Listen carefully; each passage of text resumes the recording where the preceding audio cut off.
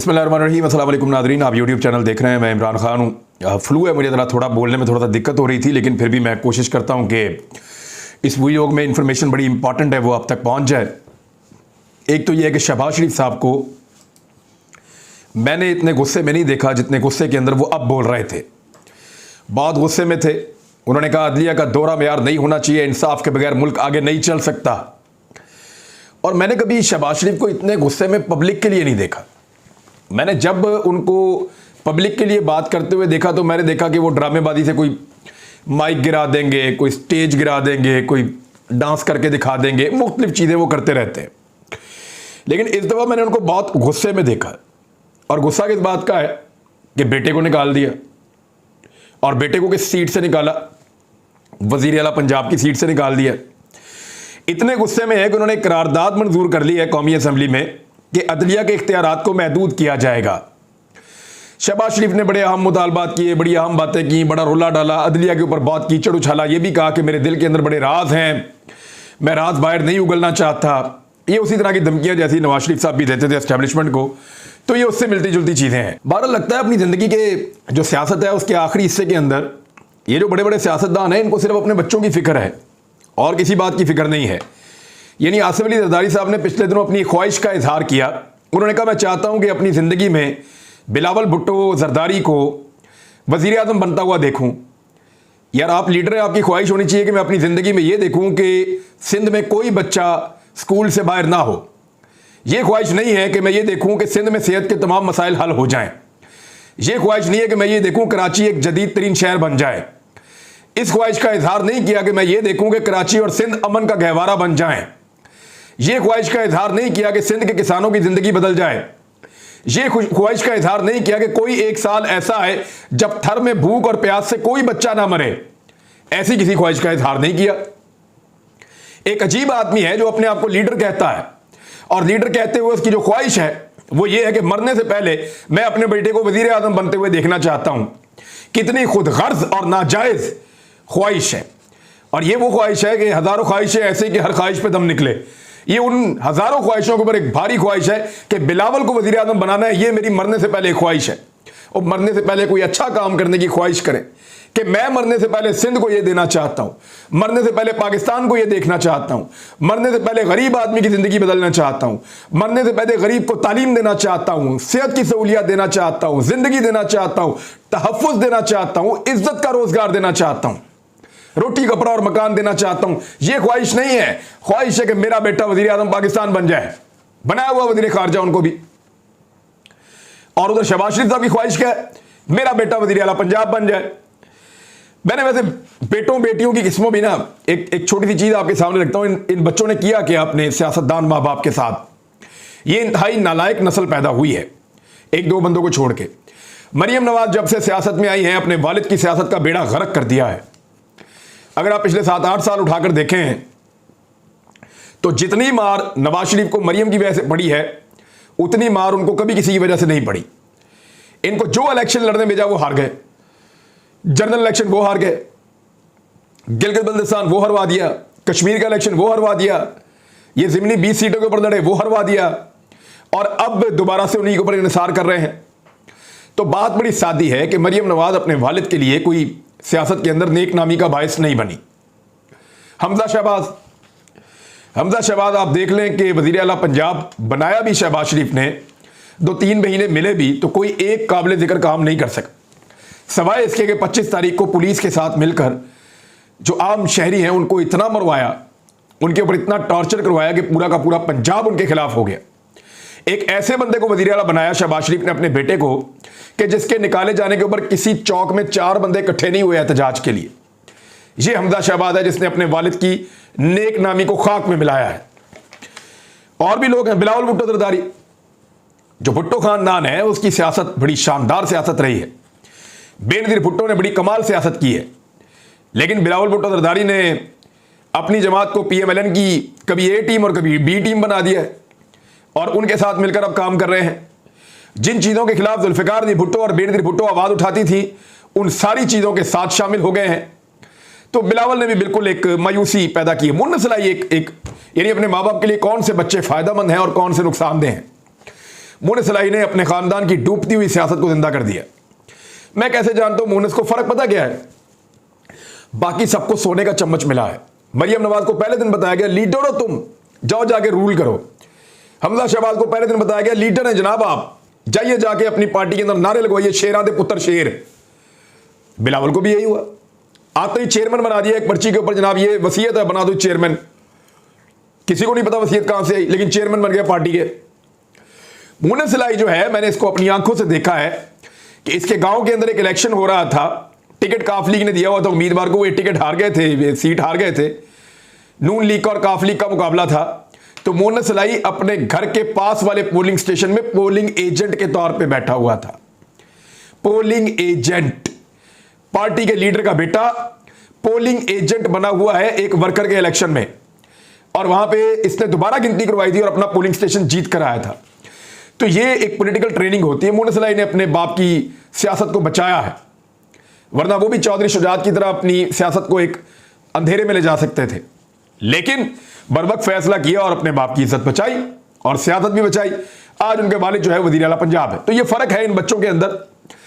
तो शहबाज शरीफ साहब बहुत गुस्से में, करारदाद मंजूर कर ली। किस बारे में करारदाद मंजूर की है जी? कि अदलिया के इख्तियारात महदूद किए जाएंगे। कौन सी चीजें की जाएंगी? दो चीजें, एक सोमोटो के जो इख्तियारात हैं वो खत्म किए जाएंगे या उनको छेड़ा जाएगा। नंबर दो, जो बेंच की तश्कील पर जो इख्तियारात हैं उनको महदूद किया जाएगा। अब जरा इसके ऊपर आप गौर कर लें। मेरे बड़े अच्छे दोस्त हैं और सीनियर लॉयर भी हैं, अबू ज़र सलमान खान न्याजी। ये बड़े अच्छे बात मशवरे कानूनी देते हैं और रिसर्च इनकी बहुत अच्छी है, बहुत सारी चीज़ें निकाल कर देते हैं।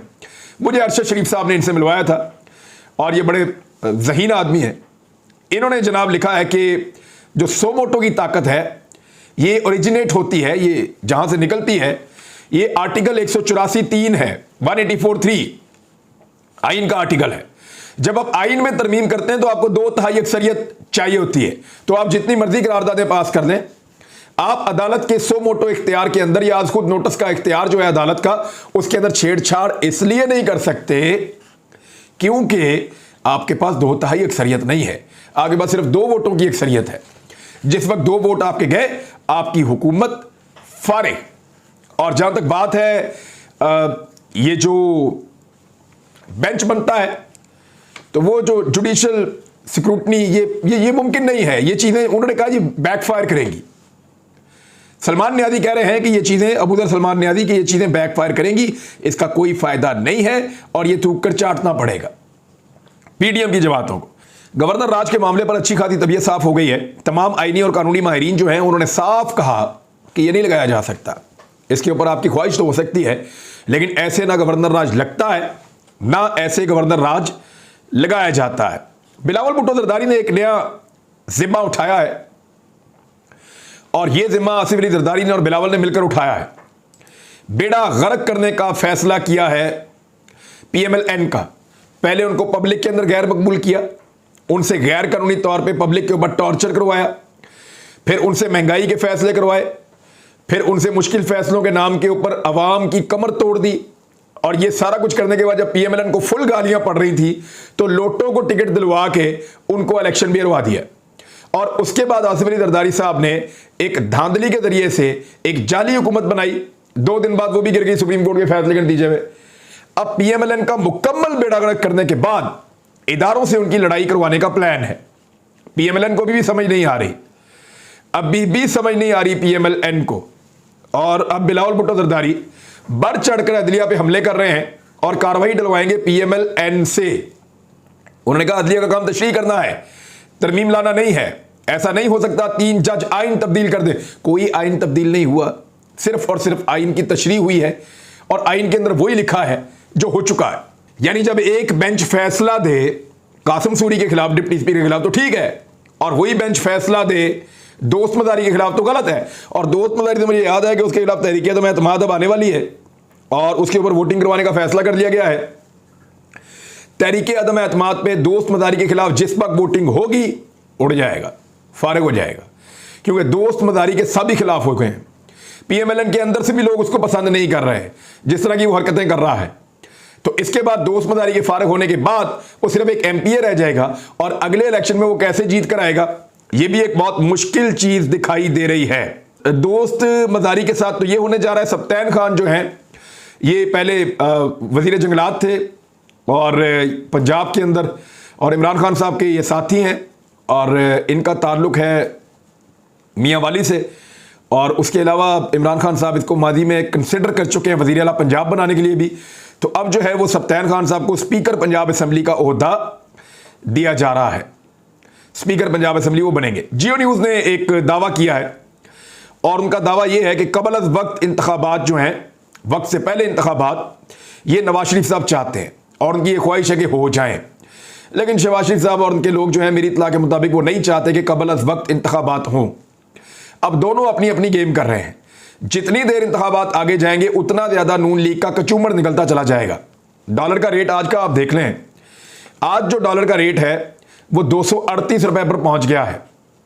ये सारे बैठे, इन्होंने अदलिया की बुराइयां की, इन्होंने इदारों के ऊपर चढ़ाइयां की, इन्होंने अदलिया के कानून को बदलने की बात की। किसी ने डॉलर पे बात की, किसी ने गरीब की महंगाई पे बात की, किसी ने पेट्रोल की बढ़ती हुई कीमतों पे बात की, किसी को गरीब के पेट का एहसास है, किसी को गरीब की बिजली का और गैस का एहसास है, किसी को गरीब के बुनियादी सहूलियात का एहसास है। किसी ने उसके ऊपर बात नहीं की। ये सिर्फ अपने इक़्तिदार पे बात करते हैं, अपने केसेस पे बात करते हैं, अपने हक के लिए बात करते हैं, अपने लिए ही कवानीन बनाते हैं। मिसाल के तौर पे नैब का जो दूसरा तरमीमी बिल है वो भी इन्होंने पास किया है और नैब का दायरा इख्तियार मेगा स्कैंडल तक महदूद कर दिया है। बिल अभी इन्होंने पेश किया है। पाकिस्तान की वफाकी हुकूमत ने कौमी एहतसाब ऑर्डिनेंस 1999 में तरमीम का बिल कौमी असम्बली में पेश कर दिया है। दूसरी तरमीम का बिल वज़ीर मुमलिकत बराए कानून शहादत अली ऐवान ने पेश किया। उन्होंने स्पीकर से दरख्वास्त की कि कायमा कमेटी को हदायत की जाए कि 2 से 3 रोज़ में इस बिल पर अपनी रिपोर्ट ऐवान में पेश करे। कई मामलात में एहतसाब अदालतों में मुश्किलात हैं जिन्हें दूर करना है और यह भी सिर्फ इसी तरह का है कि जितने ज़्यादा नैब के दांत तोड़ दिए जाएँ, जितना ज़्यादा नैब को कमज़ोर कर दिया जाए ताकि ताकतवर अशराफिया को फ़ायदा पहुँचे, ये वो कोशिशें अभी तक कर रहे हैं। ना गरीब पे बात करते हैं, ना गरीब के चूल्हे की बात करते हैं, ना उसके घर की बात करते हैं, ना उसकी छत की बात करते हैं, ना उसकी चादर और चारदीवारी की बात करते हैं। जब बात करते हैं अपने फ़ायदे की बात करते हैं, जब घूम कर आते हैं अपने फ़ायदे की तरफ घूम कर आते हैं और किसी चीज़ का इनको एहसास नहीं है। और प्रैक्टिकली ये चीज़ें अब आपको दिखाई देना शुरू हो गई हैं। तो PMLN को हर किस्म का नुकसान पहुंचाने के बाद अब जरदारी साहब और बिलावल साहब इस चीज़ के ऊपर काम कर रहे हैं कि फ़ौज से और अदलिया से भी उनके ताल्लुकात हमेशा के लिए ख़राब करवा दिए जाएं। फ़ौज के खिलाफ भी बयानबाजी उनसे करवाएंगे, खुद तो थोड़ी बहुत बयानात देंगे और सिंध तक अपने आप को महदूद कर लेंगे, पहले ही वहाँ तक महदूद हैं। लेकिन इसके बाद फ़ौज और अदलिया, यानी जहाँ से PMLN को हमेशा फ़ायदा पहुँचता था, जहाँ से हमेशा PMLN को रेस्क्यू किया जाता था, जहाँ से हमेशा उनको ऑक्सीजन मिलती थी, NRO मिलता था, फ़ौज और अदलिया से उनको बड़े बड़े रिलीफ मिलते थे, तो वहाँ पे भी PMLN के ताल्लुकात और हालात को फुल ख़राब करने की कोशिश आसिफ अली ज़रदारी साहब ज़ाहिर कर रहे हैं और काफ़ी हद तक उसमें कामयाब भी हो रहे हैं। दूसरी जानिब इमरान खान साहब ने फौरी तौर पर वापस आने के बाद एहसास प्रोग्राम, जो सेहत कार्ड प्रोग्राम और ये चीज़ें बहाल करने के लिए कहा है, तो इन चीज़ों से एक शक पैदा हो रहा है कि शायद पाकिस्तान तहरीक इंसाफ पंजाब में हुकूमत को चलाना चाहती है और फौरी तौर पे वफाकी हुकूमत को गिराने का इरादा नहीं रखती। ये चीज़ इमरान खान साहब के गले पड़ जाएगी। मैं आपको आज कह रहा हूँ कि अगर इमरान खान साहब ने रिजीम चेंज ऑपरेशन के नतीजे में बनने वाली हुकूमत को कबूल किया और उसके साथ कोई वर्किंग रिलेशनशिप बनाया या उसको वफाक में काम करने दिया और ख़ुद सूबे में काम करते रहे और अपनी एफर्ट जो है वो सिर्फ बयानात तक महदूद रखी, तो इमरान खान साहब की मकबूलियत इसको डेंट पड़ेगा और इंपोर्टेड हुकूमत जो है वो अपने आप को रेस्क्यू करना शुरू करेगी और वो पब्लिक के अंदर अपनी जड़ें वापस बनाना शुरू कर देंगे इस बयानिए के साथ कि देखिए पंजाब में हमारी हुकूमत नहीं है, हमारी हुकूमत को गिराया गया है। यही मौका है इमरान खान साहब ज़्यादा दबाव डालें और पॉलिटिकल विजडम यही कहता है कि जो लड़ाई उन्होंने लड़ी है उसको मंतकी अंजाम तक पहुंचाएं। मुझे एक दिन इमरान खान साहब ने कहा था कि एक चीज़ होती है किलिंग इंस्टिंक्ट, कि जब आप दुश्मन को जकड़ लें तो तब तक ना छोड़ें जब तक कि फैसला ना हो जाए। तो अब जब तक फैसला नहीं होता तब तक छोड़ना नहीं चाहिए, क्योंकि ये रजीम चेंज ऑपरेशन के नतीजे में एक हुकूमत बनी है और बैरूनी इशारे के ऊपर बनी है।